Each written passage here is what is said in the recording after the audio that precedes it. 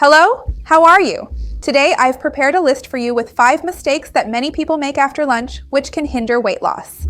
Sometimes your lunch is perfectly balanced and nutritious, but you still can't lose weight and want to know where you're going wrong. I'm going to tell you, stay with me until the end because you won't want to miss this.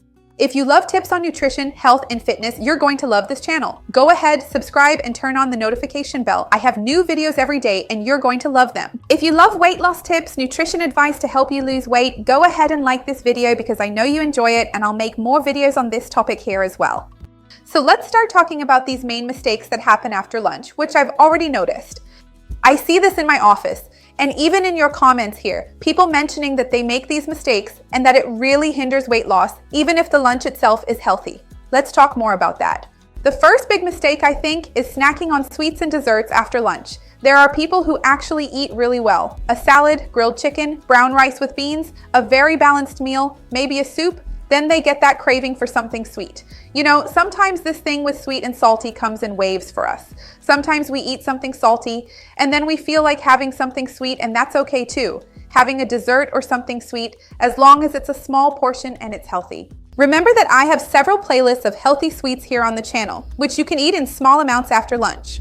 The big issue is that many people eat very little at lunch, remain hungry, and then want to make up for it with dessert or sweets, end up snacking, and sometimes end up consuming more calories from dessert or sweets than from lunch itself.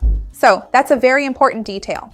If you think it's hard for you to control the amount, because for some people it really is difficult, take a look at my video about sweets on how to control the craving for sweets. How long we need to go without sugar to improve our metabolism. There are some really great tips there.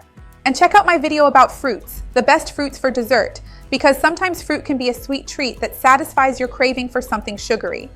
But by knowing which ones are the least caloric and healthiest, you'll be able to avoid overdoing it so much. Tell me down below in the comments if you have the habit of eating dessert. Is it usually fruit? Is it usually something sweet? Or do you not usually eat dessert? I'd love to see your comment.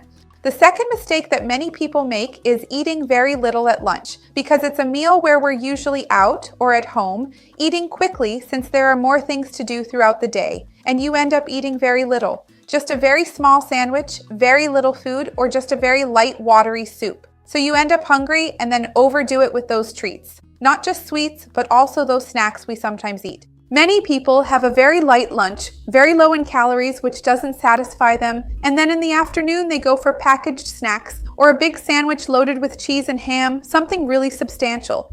And obviously, that snack or treat the person eats afterward, whether it's sweet or savory, often ends up having more calories than their actual lunch. So remember to keep things balanced in this regard. Lunch shouldn't be extremely light or very low in calories because you'll need energy for the rest of your day. So remember to keep things balanced. In fact, there are those mobile apps where you can enter some data about what you've been eating to see if you're consuming enough calories to get you through the rest of the day and to get a sense of it. Not forever, but you can do this for a few days to get a better idea. Another mistake that many people make is having coffee after lunch, but it's not that plain black coffee that many people drink in the morning. Some people have a dessert coffee after lunch, coffee with a lot of sugar, even brown sugar, demerara sugar. Remember that they will also add calories. I even have a video here talking about which sugar is the least bad to consume. I'll leave it down below in the description. But in any case, if it's sugar, it has calories. And if you add it after lunch, it increases the insulin spike and everything else, which will promote weight gain and abdominal fat. Now, besides coffee with sugar, there are people who drink coffee that's more like a milkshake. I've seen coffee with coconut milk, with condensed milk, with whipped cream, with everything really, and people end up overdoing it because it's in liquid form. So the person drinks a much larger coffee than they would if it were just plain black coffee, and they end up consuming a lot of calories without even remembering to count them. Do you ever do that? Another common mistake is significantly overdoing it with fruit for dessert. I fully understand that fruit is indeed healthy, but I have encountered numerous real-life cases of patients who would consume an entire, very large pineapple as their sole dessert after a substantial lunch, which can be problematic. Even half a watermelon. Pineapple and watermelon aren't very calorie-dense fruits when you eat just a slice, but there are people who eat an entire pineapple because it's sweet, juicy, cold. I've actually met real people, this isn't just a story, who would eat a whole pineapple for dessert. And when you look at the calories in a fruit that size, sometimes it's more than your actual lunch.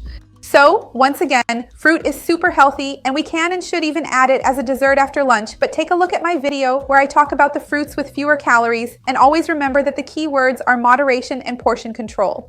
And the last mistake that many people make, and I think this is the most common one, is eating normally, having a balanced, healthy lunch, but then going many hours without eating and only having dinner much later. Sometimes a person has lunch at noon or 1 in the afternoon and only eats dinner at 9 or 10 at night.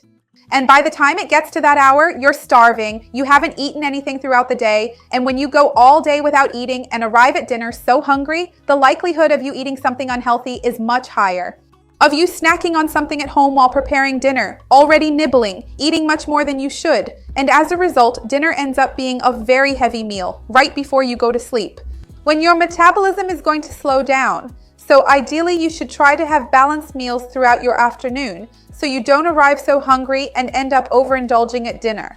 So now, take a moment and let me know down below in the comments if you recognized any of these mistakes I mentioned here as something you usually do and what you're going to try to change.